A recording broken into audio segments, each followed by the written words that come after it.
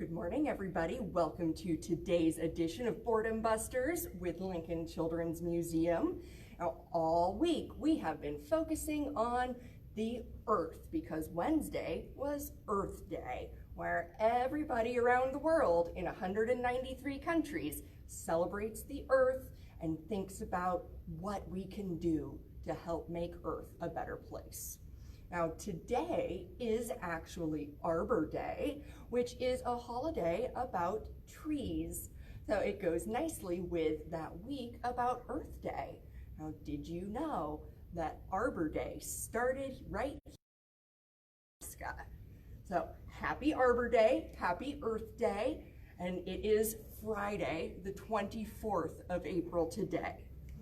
Now, we are actually going to be focusing on birds today in our post, and we have a lot of really fun activities for you, all linked below, as well as some other resources.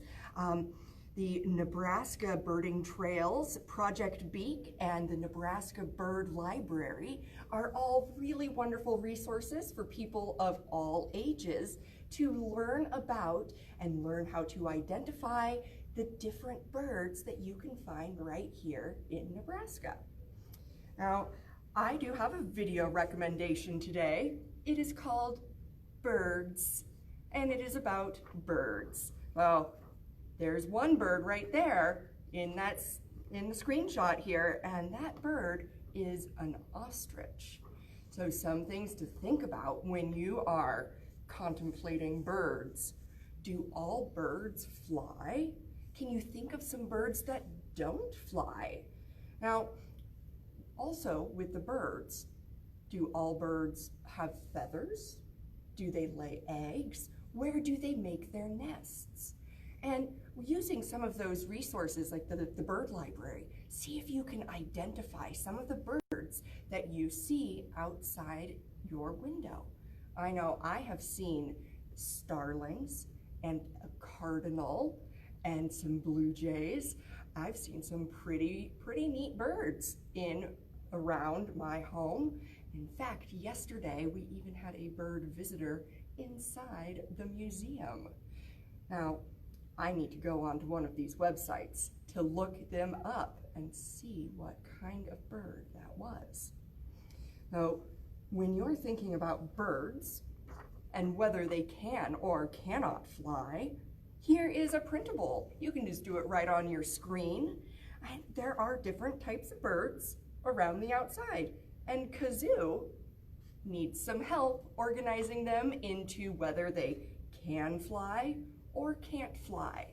And, well, Kazoo is a bird too, isn't he? He's a little cuckoo bird. And when you go out on your walk today, we have this little bingo card. It's called Biodiversity Bingo, and it comes from the California Academy of Sciences. It has all these different things that you might see outside. So, something that humans eat. And when you go on your walk, look around. Can you see something growing or that's just around that humans would eat? What about something very hard? So before you go out, look over these, read them out together so that they're in your brain so you know what you're looking for. Then the first person to get a bingo would win. Maybe you could even go for blackout bingo. All right, and we do have a song recommendation, 5 Little Birds, and a book recommendation, The Bird's Nest by P.D. Eastman. And these are linked below, so check those out. All right, now we have a couple of fun activities for you today. Now, birds, one thing that is also different between every kind of bird is the shape of their beak. Now, why do you think that is? Why are some beaks long and skinny? Some beaks are big and flat. Ducks, even, we call them bills and not beaks because they're shaped so differently.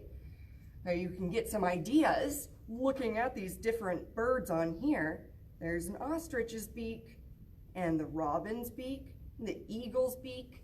Now, do they all eat the same thing? So start thinking about that.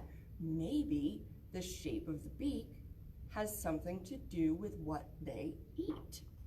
So this activity is called Bird Beak Buffet, and I set up some items. Now you can use whatever items you have around your home. I used some dried beans, some cereals, some sprinkles, and a few other things. Now all you need is little items. I've got some Fruit Loops. I even have some graham cracker crumbs there. And then don't forget about nectar, because some birds drink nectar to survive. Now, each one of these things here, I've got regular tweezers, like kid-sized tweezers.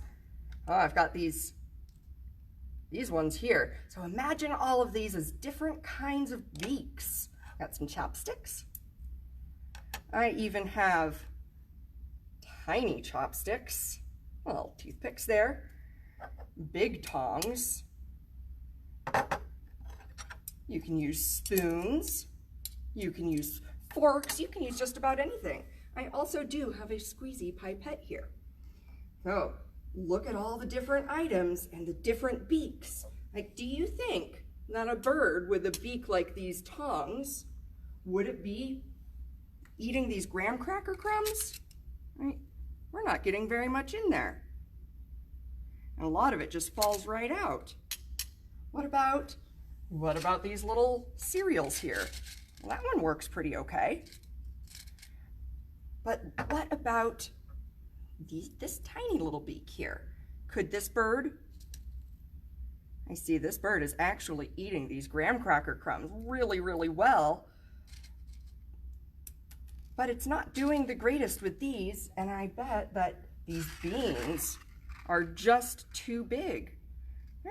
You can pick them up, but imagine trying to swallow something that big with such a tiny little beak. Now, could any of these birds drink the nectar? Would that work? Nope, not getting any nectar. No, a hummingbird slurps. There it is. We got some nectar. But the hummingbird certainly would not be able to eat these Fruit Loops. I also put some little Swedish fish into a pond here. So they've been sitting for about 15 minutes, so they are slimy now. Oh, I wonder. Oh, there, finally caught one. So which beak is the best adapted to eat the different foods that you come up with here? You can also get creative. One thing that's fun to do is get like a toilet paper tube or a paper towel tube and cut a little hole in it and then put something inside of there, because some birds eat the little maggots and little bugs crawling in decaying logs. So what beak would be able to get in there? Now this one, he's got a very flat beak. Do you think that this one would be very good at getting into a log to find little worms? Probably not. Now when you go out on your walk today, look at all the different birds. There are so many robins hopping around. Look at their beaks and compare them to other birds that you see, and start thinking about what kind of food do these different birds eat. Now, I also have a printable today, and this one is Build a Bird. So I did not cut all of these out, but these ones you would need to print, or you can come up with your own drawings. So I've got different bird bodies, different beaks, different feet, and different feathers. So when you look at the bird's feet, now this one looks like, to me, that it would do very well in water. Same with this one. They look like little paddles that you'd put on your feet if you're going swimming. But these ones, I don't think that bird would do very well in a pond. Now these ones, this bird would swim, this bird would walk on land. And these different beaks what do you think they would eat? So design your own bird. Just put the beak on there. You can make as many as you want, and then think about what kind of that bird would live in. Would it live in the water? Would it fly? Would it nest in trees? Like penguins, do penguins build a nest in a tree? Probably not, but there are birds that do. All birds are different. So that is actually diverse. Now, birds are very diverse. That means that there are lots and lots of different kinds of them. So have fun with these activities today, and definitely keep your eyes open for birds. Today, with the little bit of rain that we're having, the birds might be doing something different than they were doing yesterday. So I do have a joke for today. Oh, Miss Katie. Yes, Miss Greta? What do you do when a bird is sick? I don't know, what? You give it treatment. Oh, and don't forget, we do have our spring houses for sale. They are $15. You get your cardboard house shape, comes on a nice base, frostings, cereals, actually a lot of these cereals that I used here today. And you can use anything else from nature or your home to turn it into a fairy house or a spring house. Have a nice day, everybody. I hope that you all tuned in for Read Aloud Lincoln this morning at 10 o'clock. And don't forget, tomorrow, Read Aloud Lincoln will be having story time at 10 o'clock, and I will be doing a Facebook Live post here with the museum at 10:30.